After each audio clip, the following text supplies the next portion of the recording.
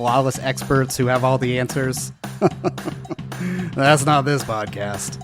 Instead, we chat with professionals who love what they do, have wisdom to share, and can laugh at their own mistakes. I'm Mark, and I'm the host of the WorkPlay Solutions podcast. So let's laugh, learn, and discover the joy of work. Boo, boo, boo.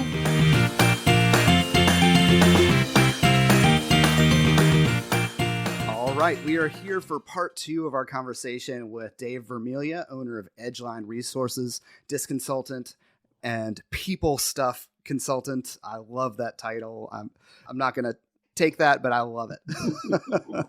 All right, we left off our conversation about disc and why it matters with how do we keep disc useful after the initial training. And the reason I put this question on here is what I've seen in a lot of organizations is they get excited about a particular tool, assessment, profile, whatever, whether that's StrengthsFinder, Enneagram, whatever, but they get really excited and then the new one comes out and they forget about the old one, or they book the training and they talked about it once.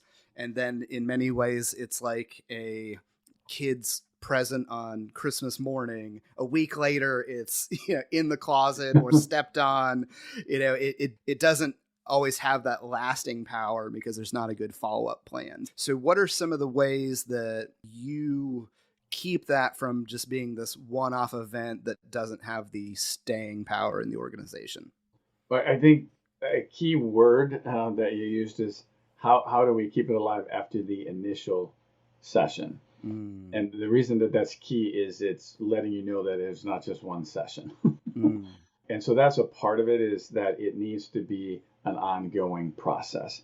And I think that in and of itself can look at, there can be a lot of ways that we look at that. So it's not like, hey, we had this day of disc training, which I think in a lot of places that's what happens. And even in organizations that do their own internal training, sometimes that's what it is. It's just like a day of disc, but nobody ever talks about it after that. But you got this information, you got this report, I don't know what to do with it. We'll put it on a shelf. That was cool. That was my initial experience 30 years ago. And for me, there was an impetus, there was an incident that caused me to go back and dig into it.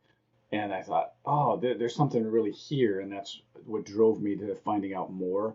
So there has to be a plan going in that this is an ongoing situation. The other thing is looking at the tools, what are the tools that are available? And right now, the Wiley Publishing Group created a platform that's called Catalyst it just came out during COVID. So, it's still brand new. And so it's designed to be a return and learn platform for the learner. So when you complete your assessment in that platform, you automatically have your assessment in the platform. But then in the platform, there's just tons of resources.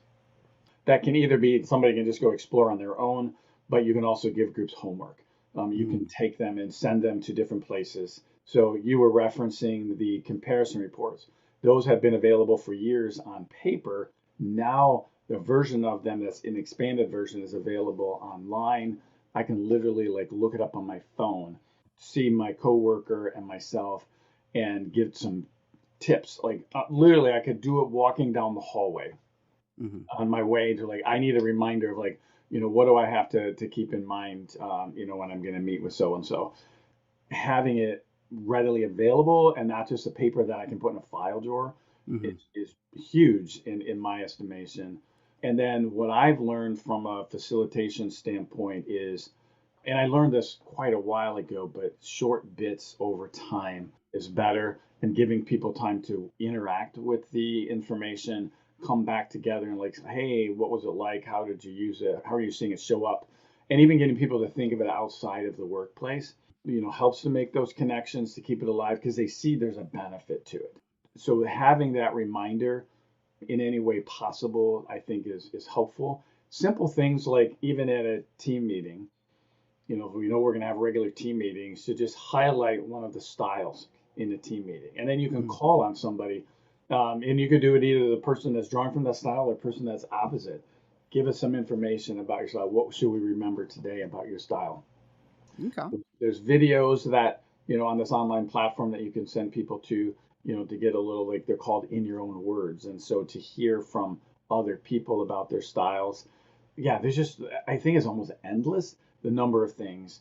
And given folks that do facilitation in any way for a living, we all have these little like tips and tricks and things that you use. So even like icebreakers, sometimes you can discover a lot about a team just by, well, when I was with this administrative group last week, they're all in this big room at tables, and I said, at your tables, just tell us, if you could be a superhero, what would your superpower be? Or if you were an animal, what would be the characteristic of that animal? And getting them talking, and it's just fun to watch adults just like totally get into these conversations. And then asking them, how do you see that connecting to your disc style? So putting it on them, not me to make that connection, but for them to make that connection. And they just have so much fun just talking about, what comes to mind. And yeah, I think you just do almost anything.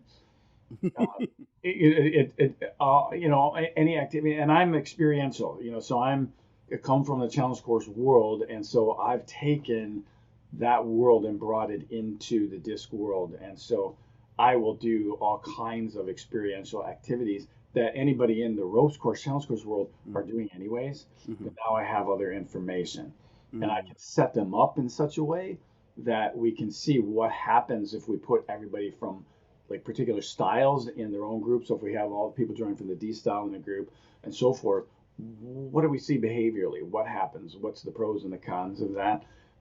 Those situations give that real powerful opportunity to keep revisiting it. Remember when we did that? This is looking a lot like that activity. And so those experiences live on as reminders. Yeah, love the experiential side of that. Anyone that's listened to the podcast for a while knows my challenge course background. And one of my favorite projects was actually creating a 360-degree Teeter Totter. And disc was one of the motivations for that. So folks, you would get a team of, up to like 20 people on this 12-foot diameter Teeter Totter that could balance in any direction. And they would stand where their dot is on the disc, and you would see real quick and experience real quick how balanced the team was, but based on their disc profile. And it was eye-opening seeing folks when it just fell to one side. It's like, oh, we don't have a single S on our team. Might that cause us to make decisions that aren't always people friendly? Yeah. Well, and it's interesting that you mentioned that one, because years ago we had just the basic platform whale watches, it was commonly called, and so that's what I would use that one, and I put the 4 quadrants on it, and that was even back in the days before it was a circumplex model, and we put people in those quadrants, and then you had that conversation of like, what do you have to do to balance it? And it means you have to move into some other spaces. And so, if you don't have anybody from the S space, you still have to cover that somehow. So you need to move into those behaviors in order to be effective. And when it went circumplex, I'm like, oh, we need a circle one. And I'm not an engineer, and I couldn't figure out how to do it. And then I started seeing other people doing a circular one. I'm like, oh, this would be perfect. But I have to deal with whatever I can find. So. Yeah. Well, if anyone's interested in that, contact me and I'll tell you what vendor built that for us. So going back to that conversation about how to use disc, do you have advice? You mentioned team meetings. What about managers and direct reports? Should they break out the report in their one-on-ones? Is there a frequency that you recommend? Is that, is this, let's make sure we're looking at this every quarter, or what advice would you give for supervisors? I would say yes to everything that you asked. Okay. and again, there's a suite of tools. So there's more than one report that people can get that will connect some of it to managing, some of it to leadership, actually conflict. So some of it, you might have some things that would be prescriptive that you would use based on a certain circumstance and all that. But I think anytime that you can get a manager and a direct report coming together. So first of all, doing that comparison between the two of them is really helpful. And it opens things up. So we're teaching vulnerability by doing this. Opens up that conversation and helps to figure out like where are we missing in our communication as a manager and as a direct report. But then also there's a lot that you can use from those reports to help an individual grow and develop. So for like creating performance goals, all that you can use some of the challenge areas that might show up in a report. So like one of those challenges might be, if somebody is an S on a team is finding their voice. How do they edge their way into conversations? How do they make sure that their opinion is heard? Because they will tend to hold back from that because they don't want to upset anybody or say something that's wrong or not fully formed. And so how do I help that person? How do I coach them to a place where they're willing to step in and even to say, hey, this isn't fully figured out, but that something's not right here, or I've got this thought, I just don't have it all figured out. And helping them to coach themselves to find that voice as opposed to waiting for an opportunity to speak. So anytime we can do that between a manager and direct report, it is just going to catapult their effectiveness greatly. Let's move into some of our bonus questions. So what is the biggest misconception people have about assessments like the DISC? The first thing that came to my mind is not necessarily a misconception, but a fear. And so the biggest fear that gets verbalized to me when I am approaching a new team is this fear that people will misuse the results and hold it against them. I don't consider it a misconception because it's been done. It's been done too many times where information has been misused, mishandled, and misapplied. And so it has hurt people, in the process. A lot of times tools like the DISC and other tools, they can be used to label and pigeonhole people. And so we can make assumptions based on, well, somebody's an S style, they can't be a leader. That would be something that could be used against somebody. It's like, well, you're just an S, so what can you do? This person's drawing from the D style, so they have to be the leader. We tend to pigeonhole, and people pigeonhole themselves as well, so they own that. It's like, well, yeah, I can't do that because of this. And so that, to me, it's not necessarily a misconception, but it's a misuse of a tool, and I consider that a travesty. And it's something that I really push hard against, is to make sure that every one of these styles is valuable, is equally valuable. We all bring something to the table. We can all be a leader if we desire to be. We just will have different strength areas and different stress areas that we have to lean into in that. I could get on a soapbox about that, but I'm okay with soapboxes. The phrase I've seen before is the DISC describes you, it does not define you. Being a D is not permission to be a jerk, and as a high D, I know that's true. Well, but also like being an I isn't permission to not do details. Yeah. Or being an S is not permission to not speak up, or for the C to not be a part of a team. So any of that. So we can do it on ourselves, but then also we can put that misconception onto other people as well. Let's go ahead and answer my favorite question. Spin the wheel of embarrassing moments. Tell us a story of professional failure where you're the one who screwed up, and what did you learn from it? Yeah, this was a tough one. Well, and there's one that just comes to mind, and I'm trying to figure out how to share the story because there's parts of it that I don't think I can share.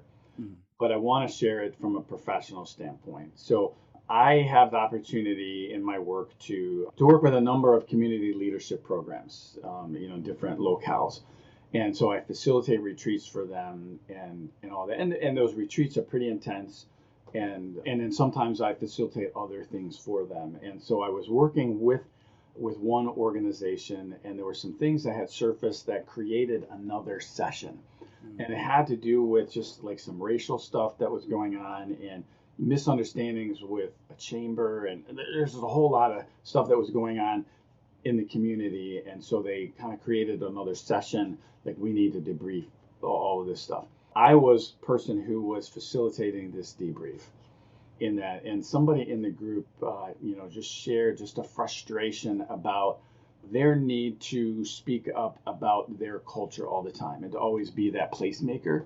And I just really was connected to what this person was saying. And in my work, I've done a lot of work. I do a lot of work in the community through my church and other organizations to just really be engaged in what's going on in the community. I mentor a number of young men.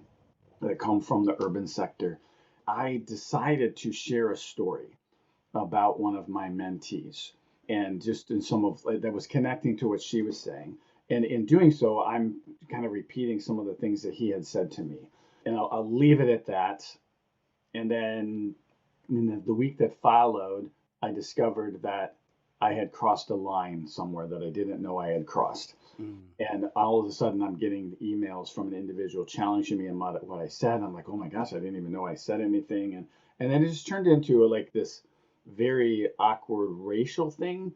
And I'm like, I don't know what to do. I couldn't do anything about it. And there's a whole lot that went along with that.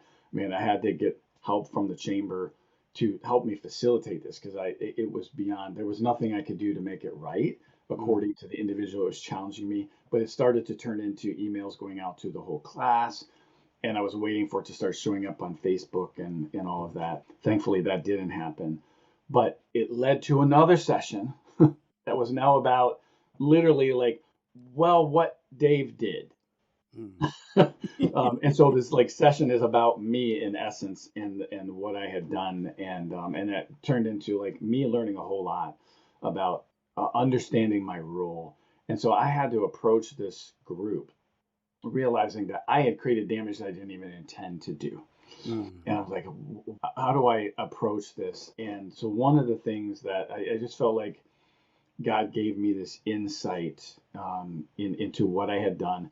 And as a facilitator, there's a knife edge of trying to balance between being a facilitator and a part of a group. And I was able to share with them that I crossed that line, and I became part of the group when I was sharing that story. And then as sharing a story, I was being more vulnerable than I needed to be about another person. Professionally, I had crossed the line. Personally, I had crossed the line. It ended up that I literally had people coming to me saying, did you do that on purpose just to like set us up, so that we did this? Because it ended up coming to a really good place. Like a whole lot of stuff came out. And in that coming out, I realized I had offended a whole lot of people that I didn't even know. I'm like, there's no way. I'm an S on the disc. I would not draw that much attention to myself. But it ended up being one of those things where there was good that came out of it, but it was a horrible, like, professional lapse on my part to maintain that boundary of what my role is as a facilitator as opposed to a participant. That's good. No, it wasn't. It was horrible. Well, I mean, that's yeah. No. Yes. No, and I say that, and not even tongue in cheek, but it truly was the hardest thing that I have gone through professionally, but also where I have grown the most personally. Okay. I don't know how to comment now. All right. Thank you, Dave, for sharing that and being vulnerable. Who is someone who has supported you in your career? What did they do? And let's thank them by name. I thought about this, and I thought, well, if I really do this, it'll sound like an Oscar acceptance speech. There's so many people. And so it just depends on almost like what part of my world. But I'm going to go back to my friend Denny Macha, who's the person that introduced me to the disc.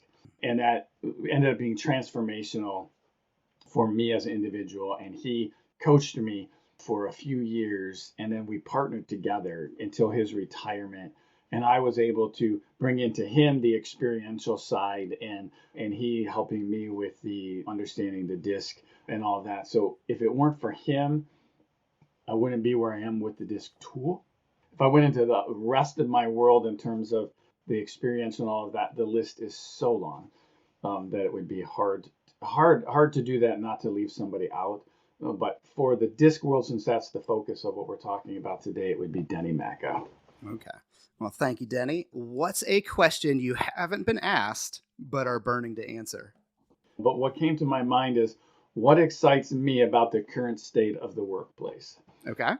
So thinking about that, we've come through just this really, really weird time, for people that do the kind of stuff that we do from a facilitation standpoint, but also for everybody. It has been a weird time for everybody. And so one of the things that excites me is I see in the workplace people having a much greater awareness of how important personal connection is. And even the need to be face to face at times.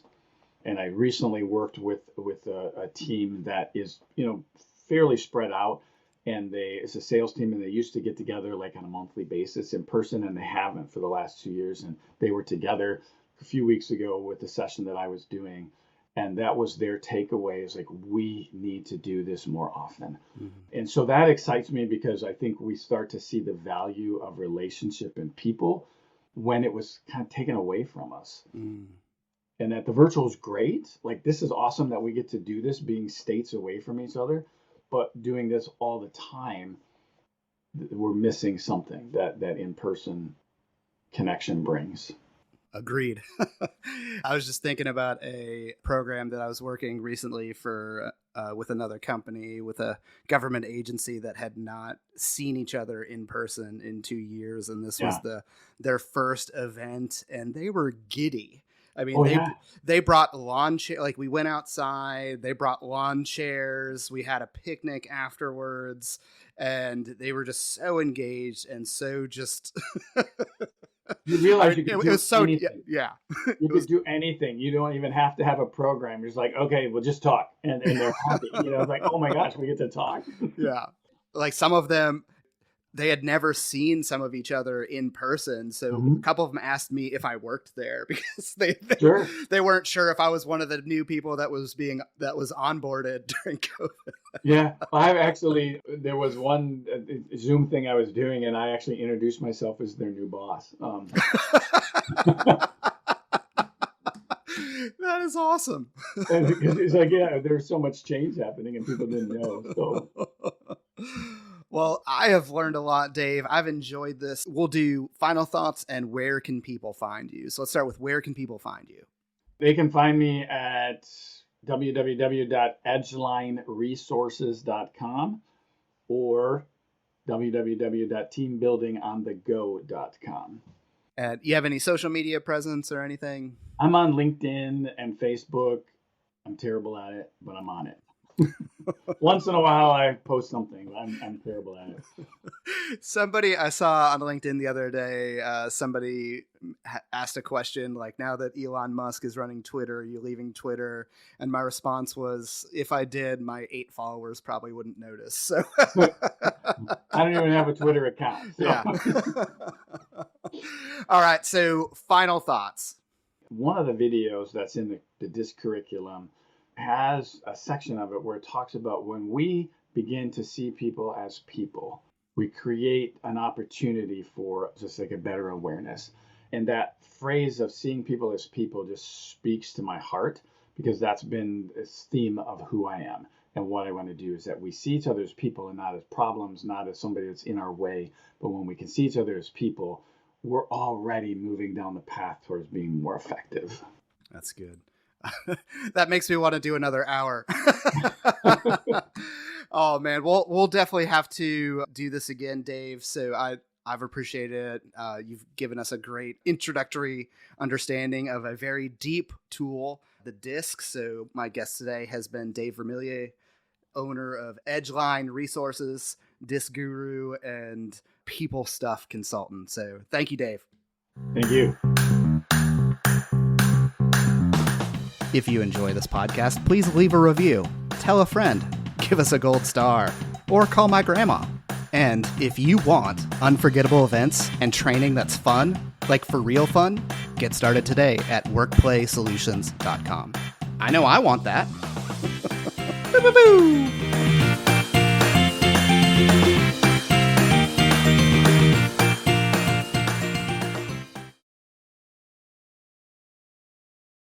I probably should have asked this before we started, but can you please help me pronounce your last name? Vermilye. Vermilye. So not to be confused with the former, is it Chiefs coach, Dave Vermilye? There's a Dick Vermilye. Or Dick Vermilye, yeah. 76ers or something. Yeah. I don't know. That's like way back in the day. All right. And do you prefer Dave or David? Dave's fine. Dave. Okay. So I am here today. We're getting off to a good start. I'm here today with Dave Vermilye. Yes? Correct. Okay. I'm here today with Dave Vermilye.